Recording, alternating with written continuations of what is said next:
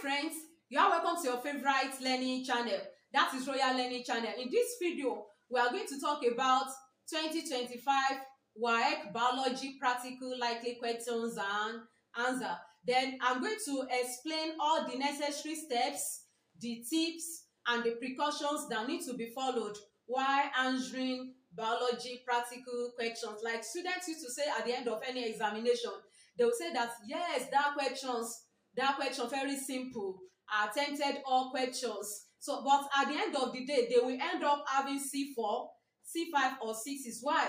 Because they fail to follow the what? The marking required, the Waec marking requirements. So, what you are expected to do while answering biology practical questions, those are the things that I'm going to explain in this video. So, to get the soft copy of this video, kindly DM me on the number displayed on the board. Then if you are new here, click on the subscribe button to join Royal Learning Channel community. Then let's get started.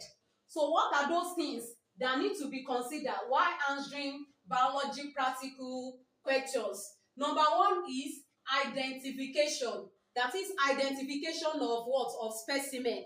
Your supervisor will ask you to go to the front and identify your specimen. So turn the back of your booklet and write your specimen with pencil at the back of your booklet before you go back to your seat. Then if your question says identify specimen A, these are the specimens for this year. If your question says identify specimen A, your answer will be specimen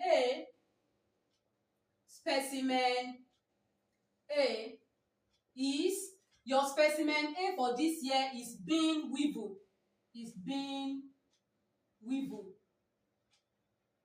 Now, let me explain something here. Don't start the first letter of your specimen with small letter. Don't write the first letter of your specimen in small letter. Let it be in what? In capital letter. This is the best way to write it. The first letter of your specimen must start with capital letter. Identify specimen A. So your specimen A is what? Is being. So another aspect is the aspect of drawing. So your diagram carries the highest mark. So read your practical instruction carefully. And understand your questions before you start drawing. Read your questions carefully and understand before you start drawing. Then you make sure you follow your practical instruction. So let's assume that they ask you to draw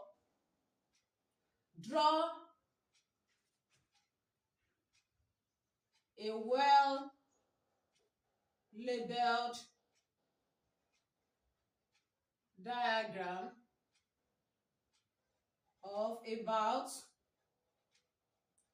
8 to 10 centimeter long of a water leaf plant.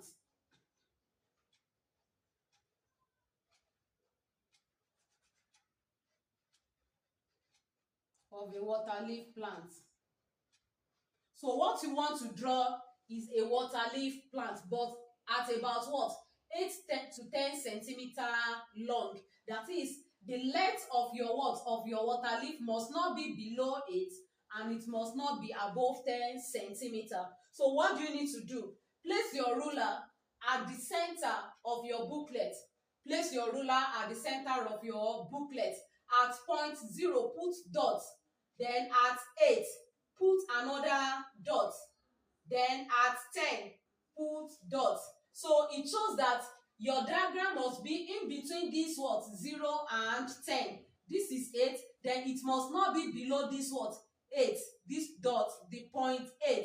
So when you are drawing, the length of the diagram must be between 8 to 10 centimeter. So let's look at this water leaf plant. For example, I want to draw a water leaf plant.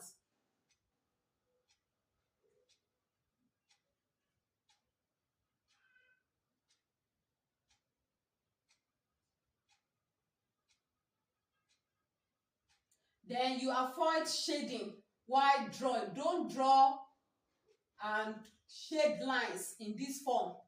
Don't draw and shade lines. Then draw your what? Line once.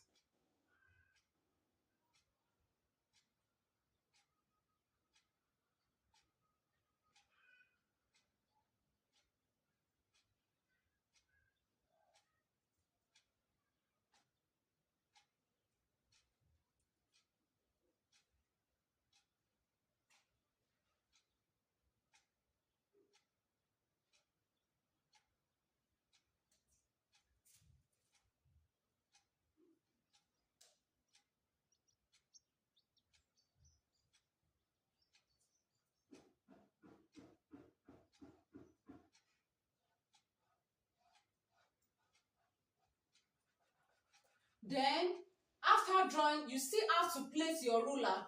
You place your ruler on your diagram to check if it is not below 8 centimeter and it is not above 10 centimeter. Then you label the parts of your diagram appropriately. You label appropriately with ruler. Don't label with your hand. Don't label with your hand. So you place ruler on each part and label. So for example, I want to label this leaf. You are going to place your ruler on it. Then before you label, so at this side we have node. So you place your ruler. This is another part of the plant. Then you want to label the stem. You place your ruler. Then you want to label the flower. You place your ruler. Then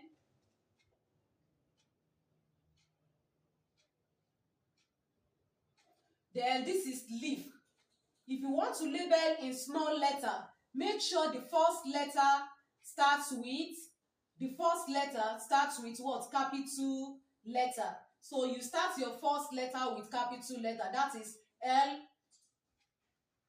So leaf. Or you label in what? In capital letter throughout. L-E-A-V. It's either you label in capital letter or you want to label in small letter. So the first letter of the word we start of the words we start with capital letter. Leaf. Then this is node. So the first letter must start with what? The capital letter. This is stem. The first letter must start with what? With capital. Then this is flower. The first letter must start with capital letter. Then when you have two words, like this one is the fibrous root. So the first letter will start with capital letter. Then the second words will start with, when you have two words, the first word will start with capital letter, while the second will start with what? With small letter. With small letter. Then avoid shading. Avoid shading any part of the what? Of your diagram. Instead of shading, use dots. Use dots. If a part needs to be shaded, so instead of shading, use dot for that part. Use dot for that part. Then another thing that is very important is the title of the diagram. The title of the diagram. Then what is the title of this diagram? It is a water leaf plant. A water leaf plant. So your title can be written down or on the top of the diagram. So a water leaf plant.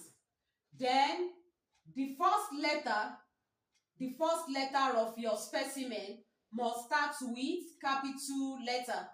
Don't write the first letter of your specimen with what?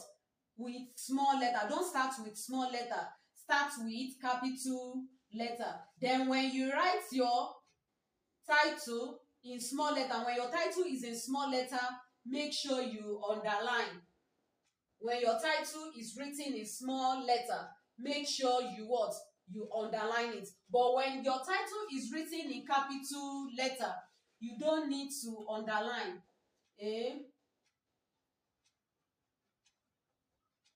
Water leaf, a water leaf plant.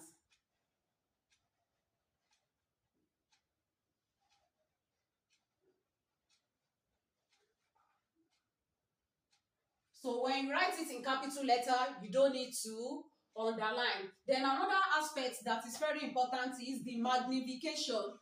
The magnification of the diagram. So how can you calculate the magnification of your diagram? So magnification, mg is equal to image size divided by the actual size. So the image size is your diagram, the size of your diagram or the length of the diagram divided by the actual size of the what? Of your specimen.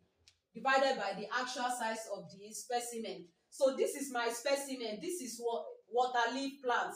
This is water leaf plant. So the image size now is the measurement. You take your measurement. So you take the measurement of this what? Of your image of your diagram. So let's assume that my diagram is 9 centimeter.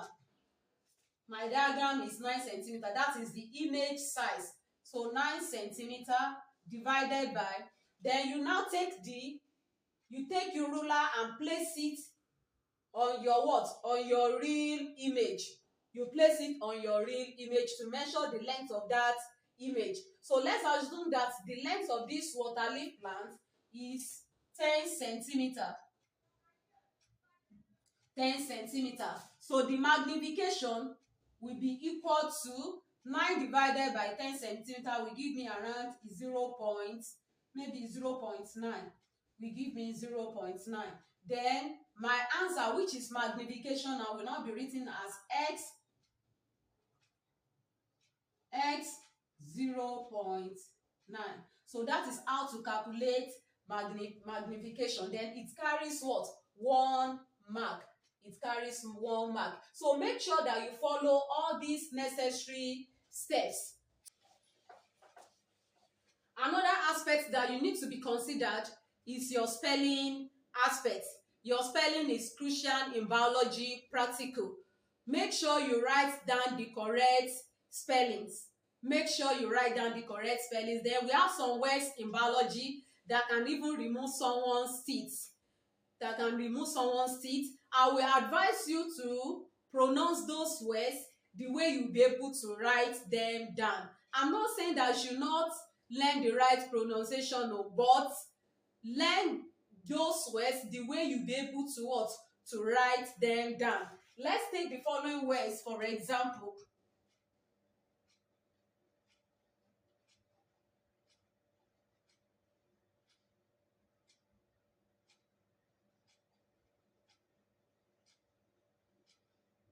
If you ask students to pronounce the following words, you will start hearing different things.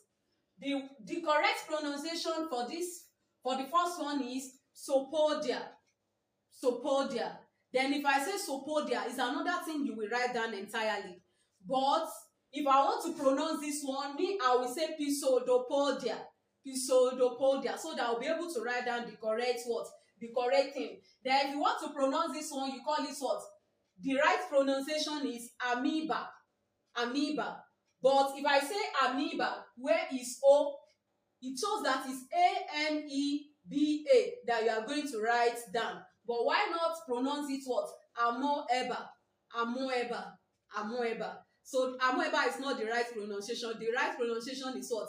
Is amoeba. So pronounce those words the way you'll be able to write them down. And at the same time, learn the right pronunciation. So let's discuss about the likely questions and answers on the following specimen. So we are going to start with specimen A. So let's consider specimen A and specimen B. Then specimen A is bean weevil, while specimen B is bean seeds with holes. Then what are the likely questions and answers on specimen A and B? I'm going to take specimen A and B together. Then number 1 is classify specimen B based on its life cycle. Classify specimen B based on its life cycle. So the correct answer for that is annual. So it is an annual crop. So it is an annual crop. Then number 2, name the type of germination that will be observed when specimen B is planted with reason. So the correct answer is epigynous germination. Epigynous germination. Why? The cotyledon carries above the soil. So how can we recognize seeds or plants under epigynous germination? That is, their cotyledon are always carried above the what? Above the soil surface. Then their seed can always be splitted. Their seed can be splitted into 2 equal half. Then another one, state 3 ways by which damage to specimen B could have been prevented. State 3 ways by which damage to specimen B could have been prevented. Number 1, store in airtight container. So you can store your bean seeds in airtight container to avoid what? Weevil. Then another one, seed dressed with chemical. That is, before you plant that kind of seed, so you dress with chemical or fumigants. Then number 3, storage in cool dry place. So you store it in cool dry place after harvest. Then storage in deep freezer or refrigerator, if that is the one that you have cooked. So the one that you have cooked, you store in what? In deep freezer or refrigerator. So another one is state 3 economic importance of specimen A. State 3 economic importance of specimen A. So if you look at specimen A, which is bean weevil, it has what? Negative economic importance. So, and when they are talking about economic importance in biology, it can either be the negative or the positive effect of that specimen. So what are the economic importance of bean weevil? Number 1, destroy bean, reduces the food quality, increases the cost of production for farmers, then lowers the farmers' income. Lowers the farmers' incomes. So let's move to another question. Another one says, what type of metamorphosis does specimen A undergoes? What type of metamorphosis does specimen A undergoes? It undergoes what we call complete metamorphosis. Complete metamorphosis. Then complete metamorphosis is of 4 stages. That is from egg to larva stage, from larva to pupa, and from pupa to adults. So it undergoes complete metamorphosis. Then another one, state the velum and class of specimen A. The class and the velum of specimen A. So specimen A is under velum Arthropoda. Arthropoda. Then it is under the class Insecta. It is under the class Insecta. Then another one, state the organism responsible for the damage on specimen B. Then your specimen B is bean. So the organism that causes damage to specimen B is bean weevil. Is weevil. So the correct answer is weevil. Then another one, state the kingdom, the velum, and the class of specimen B. The kingdom, the velum, and the class of specimen B, that is your bean seeds. So the kingdom is plantee, the velum is angiospermatophyta. The velum is angiospermatophyta, while the class is dicotyledona E. Dicotyledona E. Then another one says, state 3 observable features of specimen B. State 3 observable features of specimen B. That is, when they say observable, that is what those things that you can see on your specimen. Those things that you can see on your specimen. Number one, it has holes because our specimen B is bean seeds with holes. So it has holes, then or perforated. Then two, powdery. That is, it will start bringing out what?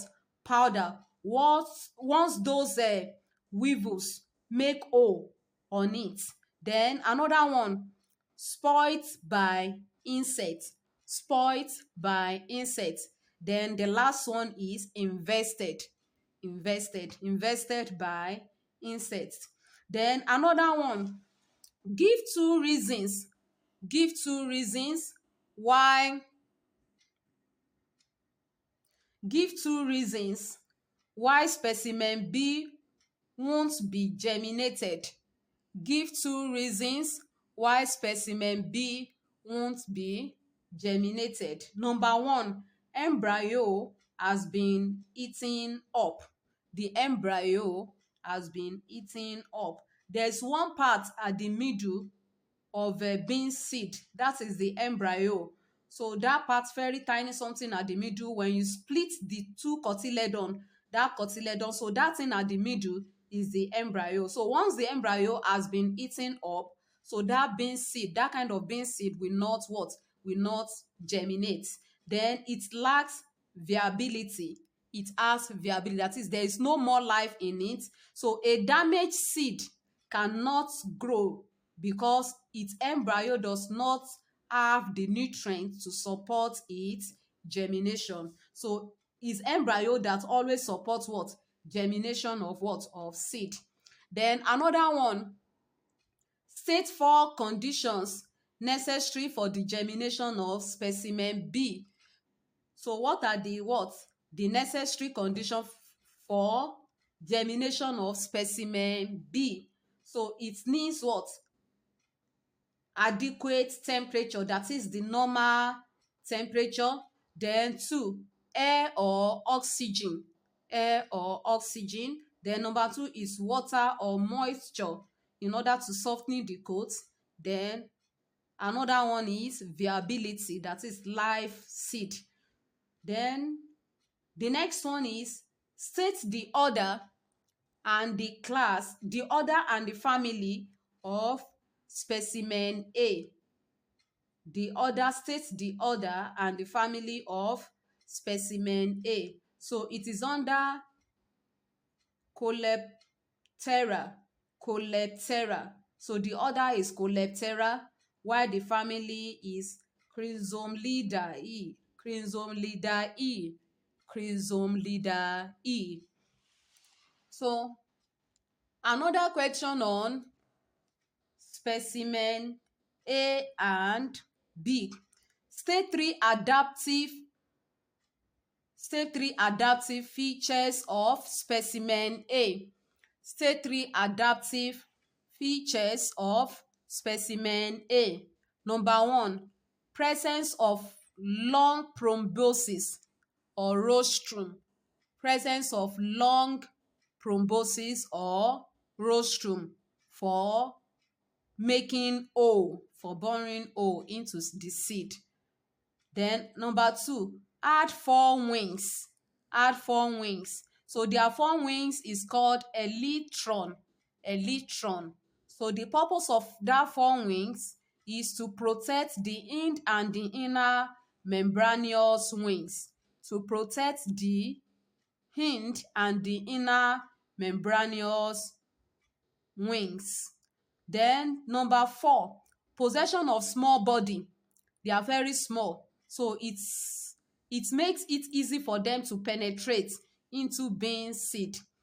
Then the last one is possession of wings for flight. So they do fly. So possession of wings for flight. Then another one, name two other crops in which specimen A can invest. Name two other crops in which specimen A can invest. Number one, soya beans. So you write soya beans first if you see this kind of question. so soya beans and guinea corn. Then the next one, what stage of specimen A? What stage of specimen A? That is being weevil. What stage of specimen A causes damage? What stage of specimen A causes damage? So the correct answer is the larva stage. The larva stage. So let's move to specimen C. Specimen C. So what are the likely questions that we can see on specimen C? Specimen C. Then habitat of specimen C. What is the habitat of specimen C? Number one, farmland. Two, garden or wet land. Farmland, garden or wet land. Then another questions on specimen C. Another questions on specimen C. State observable features of specimen C. State observable features of specimen C. Number one, well-developed roots. Well-developed roots. Then two, possession of numerous green leaves. So they have numerous green leaves. Then three, erect stem. Erect stem. Then number four is swollen tap roots. Swollen tap roots. Flowers present. Then number six, branches present. Branches present. Then another one, how the observable state how the observable features adapt C to its habitat. State how the observable features adapt C to its habitat. Number one, well-developed roots for anchorage and water absorption. So they use their well-developed roots, which is called tap roots, to absorb water and for anchorage. Then number two, numerous green leaves. Numerous green leaves for photosynthesis. Then erect stem. Erect stems hold the leaves to receive maximum sunlight. Erect stem holds the leaves to receive maximum sunlight. Then the swollen tap root for storage of water and nutrients. So they use the swollen tap root, that is the one that attached to the stem, to store water and nutrients. Then the scientific name of specimen C. What is the scientific name of specimen C? So the scientific name is Talinum fruticosum. Talinum fruticosum. Then the next question says observable reproductive structure in C. What are the observable reproductive structure in C? Your answer to that one is flowers and stem. Flowers and stem. Then another questions. State the kingdom, the phylum, and the class of C. State the kingdom, the phylum, and the class of C. That is the kingdom of waterleaf, the kingdom to which waterleaf belongs, the phylum, and the class. So the kingdom is Plantae. The kingdom Plantae. The phylum is Angiospermatophyta. The phylum is Angiospermatophyta. Then the family is Thalinaceae. Thalinaceae. Then the vegetative part of waterleaf. What are the vegetative parts of waterleaf? They are the stem and the leaves. The stem and the leaves are the vegetative part. Then the last questions under specimen C. Identify the type of root system possessed by specimen C. Identify the type of root system possessed by specimen C. So the correct answer is fibrous root system. Fibrous root system. Then lastly, name the leaf arrangement. Name the leaf arrangement on specimen C. Name the leaf arrangement on specimen C. So it is the correct answer is alternate leaf arrangement. Alternate leaf arrangement. Now let's move to specimen D. Specimen D. Then what is specimen D? Specimen D is quill feather. Specimen D is quill feather. So the first question on specimen D is name two parts of specimen D. Name two parts of specimen D. Number one is shaft. Number two is vein. Number three is rakish. Number four is barb, and so on. Then another one, name the kingdom and the class of organism from which specimen D could be obtained. Name the kingdom and class of organisms from which specimen D could be obtained. Then we always get feather from bird family. So under which what? Under which kingdom? So they are under kingdom Animalia. The kingdom Animalia, and the class is Aves. The class is Aves. Then location on which states the location on organism from which D is obtained. Where can D be obtained? Where can D be obtained on that organism? So it can be obtained from the wings or from the tail, from the wings part or the tail part of what? Of bird family. Then the next question says, state function of any three observable features of D.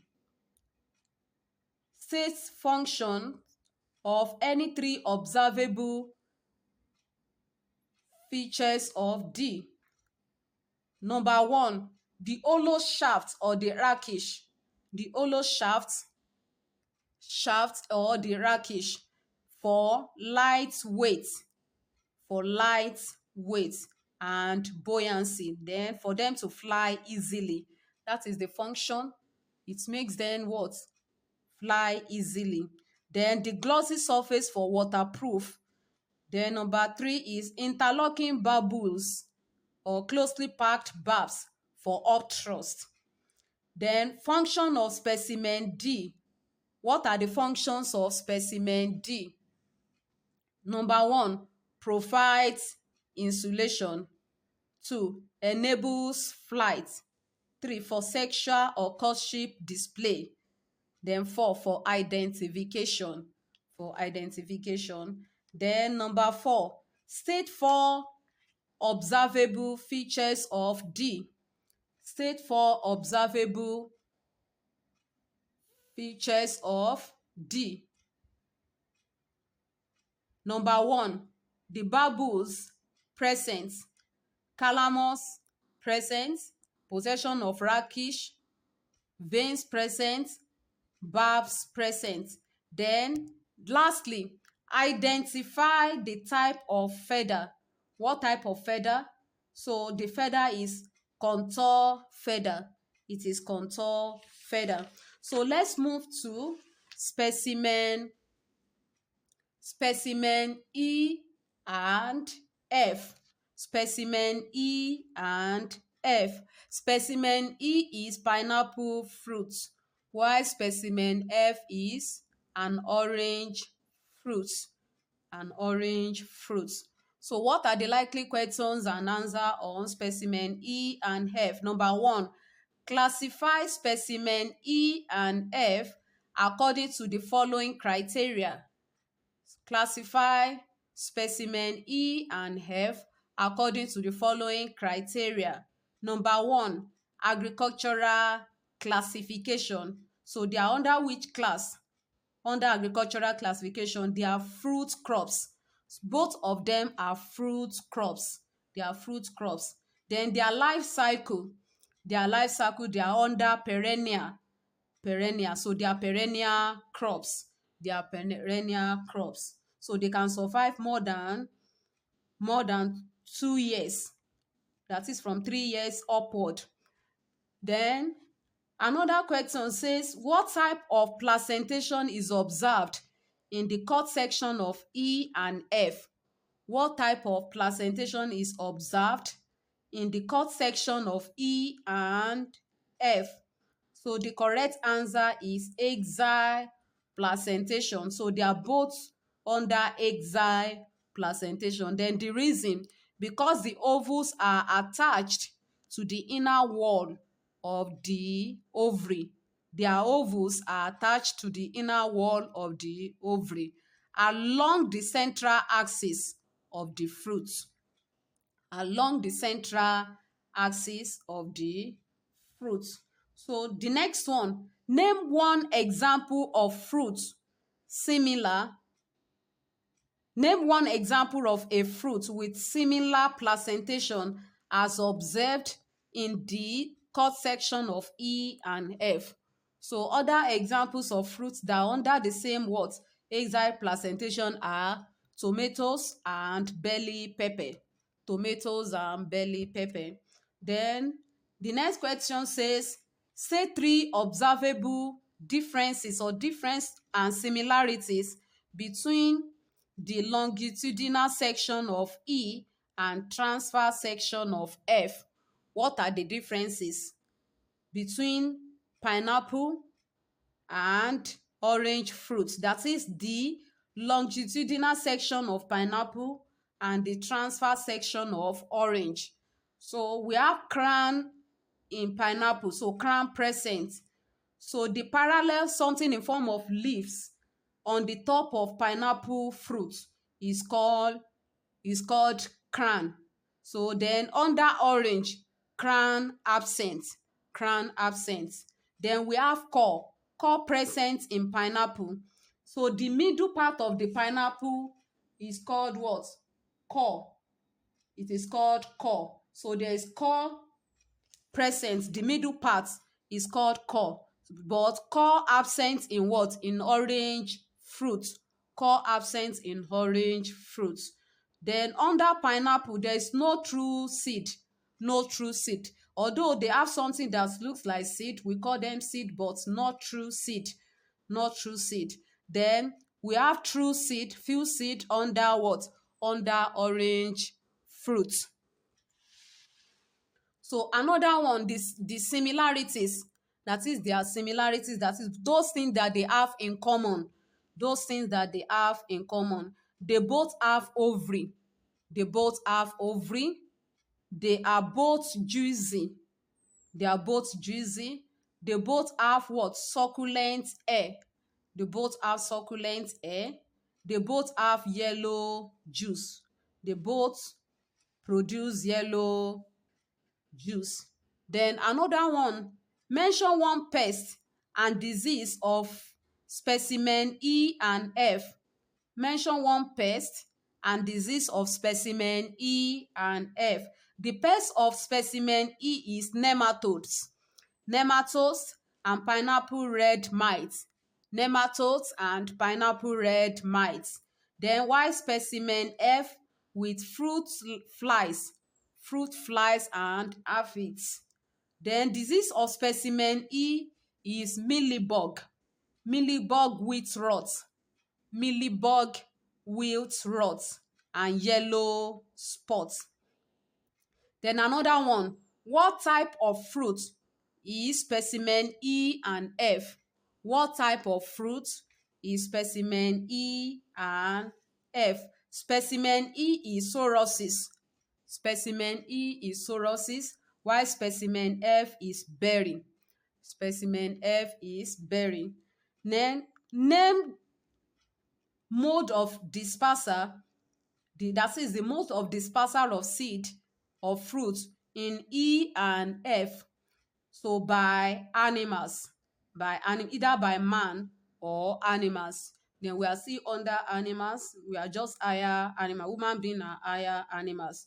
Then another one is identification. That is identify the number of carpel. Identify the number of carpel in F. Identify the number of carpel in F. So it has about 10 to 12 carpels. 10 to 12 carpels. That is specimen F, which is what? Orange fruit. Then state three economic importance of specimen E and F. What are the functions of specimen E and F? So for specimen E are good source of vitamin A, B, and C. That is, they are very rich in vitamin A, B, and C. Then good source of bromelain. Then what is bromelain? Bromelain is a digestive enzyme. So which shows that specimen E aids what? Digestion. So it aids digestion. Then number 3, it is used in the production of beverages. We have fruit beverages, that is pineapple fruit juice. So we have pineapple fruit beverages. Then for medicinal purpose, some people are using it to produce herbs called agbo. Then what are the economic importance of specimen F? Economic importance of specimen F. Number 1, serve as source of vitamin C when consumed by man. It's a good source of vitamin C. Then for production of beverages, so we have orange fruit juice. We have different orange fruit juices. So then another one is it serves as an antioxidant. Then what is the function of antioxidants? It boosts what? Immunes. It boosts immune system. Then number 4, sources of income for farmers. It serves as sources of income for farmers. So let's talk about specimen G and J. I'm going to take specimen G and J together. Then specimen G is raw egg. Specimen G is raw egg, while specimen J is boiled egg. Specimen G is raw egg, while specimen J is boiled egg. So likely questions and answers on specimen G and J. Number 1, state class of organism that possess each of specimen G and J. The class of organism that possess specimen G and J. So the correct answer is apes. The correct answer is apes.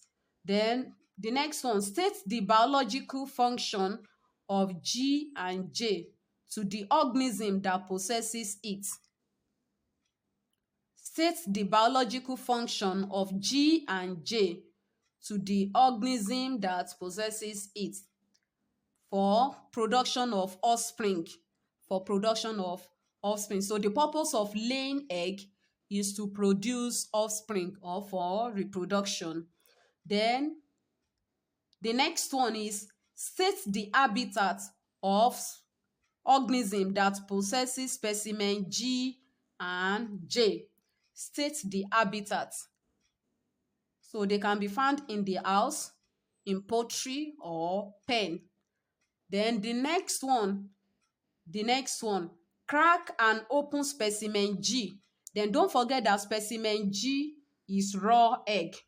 Crack and open specimen G and carefully empty its contents into a petri dish. Crack and open specimen G, that is raw egg, then carefully empty its contents into a petri dish. Then name 3 observable features of G and 1 function each of the features. So name 3 observable features of D and 1 function each of the features named. So number 1 thing that can be found in raw egg, inside raw egg, is yolk. That is the yellow part. Then, what is the function of yolk? It serves as sources of nutrients. It contains high level of protein. It also contains high level of protein. Then number 2 is albumin. Albumin is the same thing as egg white. Then the function of albumin, it serves as sources of food for the embryo. Serve as sources of food for the embryo. Another one is chalasha. Chalasha. So what's the function of chalasha? Holds the embryo in place. It holds the embryo in place. Then the last one is the shell. What's the function of shell? Medium for diffusion of gases and protection. So it protects the internal part of the egg. It protects the internal part of the egg. Now, we may be asked to carry out protein test on egg white. We may be asked to carry out protein test on egg white. So let's look at this question on protein test. Separate the yolk from the albumin. Don't forget that the albumin is the egg white. So we need egg white for protein test. We need egg white for protein test. Add about 2 to 5 ml of million reagents to the egg white. Add about 2 to 5 ml of million reagents to the egg white solution. Then you have to mix your egg white with what? With little water. So mix with water. Then you heat your mixture for about what? 5 to 10 minutes. That is, you boil it for about 5 to 10 minutes and state your observation and inference. So it states your observation and inference. Then don't forget that we can carry out different tests. We have million reagent test and we have burette test. So if they don't give you question on million reagent test, that is addition of million reagent to your egg white, so they may give you what? Burette test, which consists of sodium hydroxide and copper sulfate. So the first one is million reagents. So look at that table. So egg white, your egg white solution plus million reagents, then plus heat. That is how you are going to record your results. No story when they ask you to record results in tabular form. So your results must be recorded in tabular form. So under test, you have egg white solution plus million reagents, then plus heat. Then your observation, the brick red precipitate was formed on heating. So the color will change to brick red on boiling. So which shows that protein is present. Protein is present. Then another experiment on test for protein is burette test. So for burette test, you add what? You add sodium hydroxide to your egg white solution. Sodium hydroxide followed by copper sulfate. Followed by copper sulfate. So your observation will be purple coloration was observed. But purple or violet coloration was observed. So your inference is still what? Protein is present. Protein is present. So the last specimen is specimen H. Specimen H. So test tube containing water. Specimen H is test tube containing water. So they may ask you to do water test. Test for water. How can we test for water? You add what? 1% of copper sulfate. So when 1% of copper sulfate is added to your water sample, so your observation is blue coloration is formed.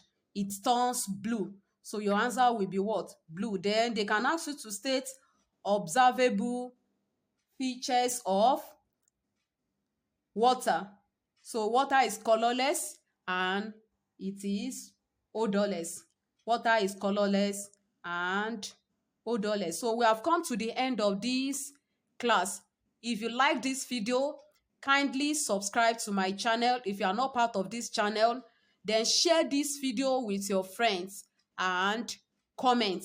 So to get the soft copy of this class, you can DM me on the number displayed on the board. Bye.